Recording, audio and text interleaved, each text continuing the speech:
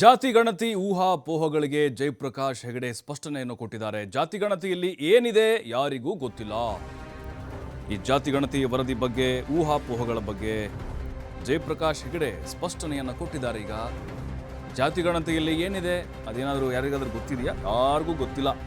ಆದರೆ ಅದರ ಬಗ್ಗೆ ಚರ್ಚೆಗಳು ನಡೀತಾನೆ ಇದ್ದಾವೆ ನಿರಂತರವಾಗಿ. ಅಂಕಿಅಂಶಗಳ ಬಗ್ಗೆನೂ ಕೂಡ ಪಬ್ಲಿಕ್ ಡೊಮೇನ್ಗೆ ಅದನ್ನು ತರಬೇಕು, ನೋಡದೆ ಚರ್ಚೆ ಮಾಡೋದು ಬೇಡ.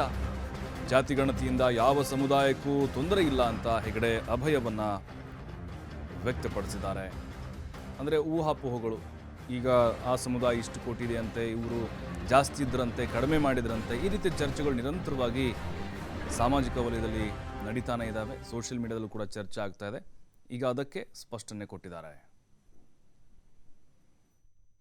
ಬ್ಯಾಕ್ವರ್ಡ್ ಕ್ಲಾಸ್ ಕಮಿಷನ್ನ ವರದಿ ಏನಿದೆ, ಮಾನ್ಯ ಡಾಕ್ಟರ್ ಪರಮೇಶ್ವರ್ ಅವರು ಹೇಳಿದ್ರಿ, ಅದು ಯಾರಿಗೂ ಗೊತ್ತಿಲ್ಲದೆ ಚರ್ಚೆ ಶುರುವಾಗಿದೆ. ಈಗ ನಾನು ಹೇಳುವಂಥದ್ದು, ಸಚಿವ ಸಂಪುಟ ಅದನ್ನ ಓದಿದ ಮೇಲೆ, ಅದನ್ನ ಚರ್ಚೆ ಮಾಡಿದ ಮೇಲೆ ಪಬ್ಲಿಕ್ ಡೊಮೇನಿಗೆ ತಂದಾಗ ಚರ್ಚೆ ಆಗಿ ಅದನ್ನ ಹೆಚ್ಚು ಕಮ್ಮಿ ಮಾಡಲಿಕ್ಕೆ ಅವಕಾಶಗಳಿವೆ.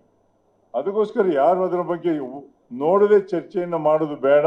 ಖಂಡಿತವಾಗಿ ಅದರಲ್ಲಿ ಯಾವ ಸಮುದಾಯಕ್ಕೂ ಏನು ತೊಂದರೆ ಆಗೋದಿಲ್ಲ ಅನ್ನುವಂಥದ್ದು ನನ್ನ ಮನಸ್ಸಿಗಿದೆ.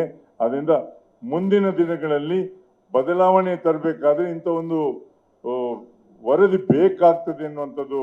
ಬ್ಯಾಕ್ವರ್ಡ್ ಕ್ಲಾಸ್ ಕಮಿಷನ್ನ ವರದಿ ಏನಿದೆ, ಮಾನ್ಯ ಡಾಕ್ಟರ್ ಪರಮೇಶ್ವರ್ ಅವರು ಹೇಳಿದ್ರಿ,